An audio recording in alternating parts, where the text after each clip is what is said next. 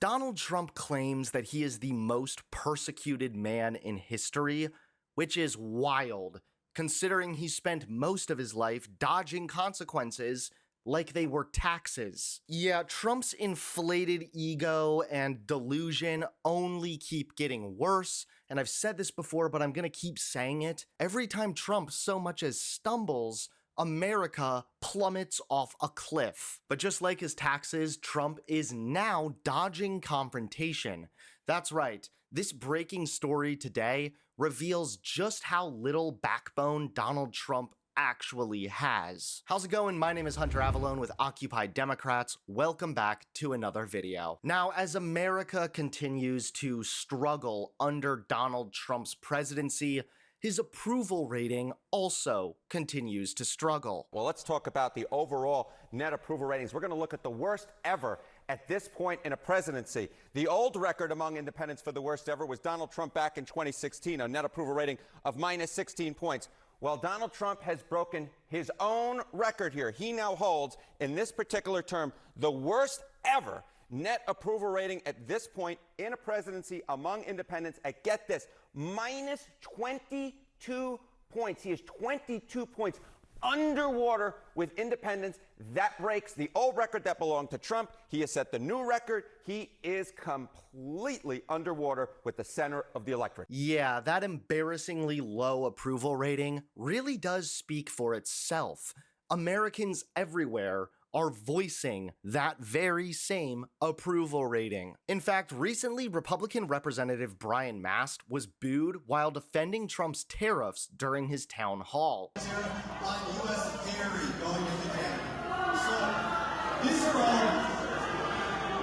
are all very specific examples. That's not a godly thing to say in a church. And what we're going to get to, Such a potty mouth in a church. for the United States. Disgusting. And now, in Donald Trump's latest attempt to avoid confrontation, criticism, or really anything that he doesn't like, Trump is planning to skip the White House Correspondents' Association dinner amid his ongoing battle with the press. President Trump is once again skipping the White House Correspondents' dinner, marking yet another chapter in his ongoing war against the free press. Just like in his first term, Trump refuses to show up to an event that traditionally celebrates the relationship between journalists and the presidency. But this time, the snub comes amid a full-blown crackdown on the media. His administration recently seized control over which reporters can cover him, blocked Associated Press journalists from press events, and lashed out at the WHCA for inviting a comedian who criticised him. Trump's refusal to attend, paired with rumours of a competing event on Melania's birthday, screams insecurity, not strength. For a man who loves the spotlight, it's telling that he can't stomach a room full of reporters unless every camera is pointed his way. This fragile relationship with accountability sets the stage for an even more alarming display of ego-driven censorship. So yeah, this is an event where it's almost the tradition for the president to get roasted just a little bit, you know, some friendly jabs here and there.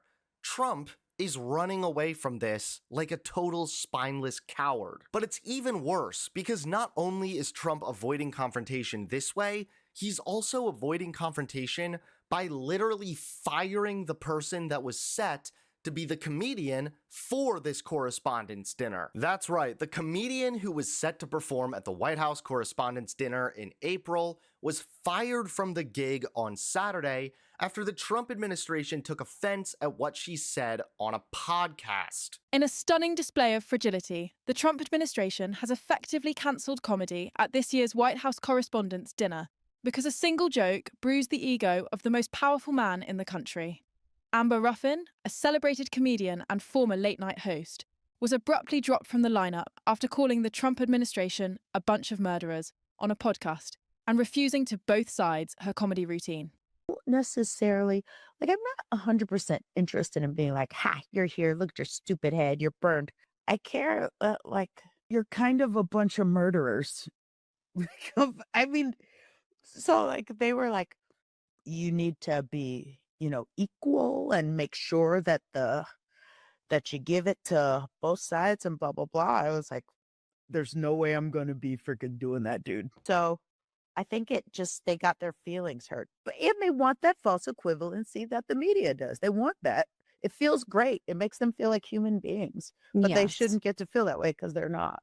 Some people are more culpable than others. Trump allies exploded with outrage, calling her a second-rate comedian and pressuring the WHCA to scrap the act entirely. The association caved, announcing there would be no comedian at all. A shocking departure from a 40-year tradition of presidents enduring a few jokes at their expense. This isn't just about a cancelled gig. It's a crystal clear window into Trump's paper-thin skin and authoritarian instincts.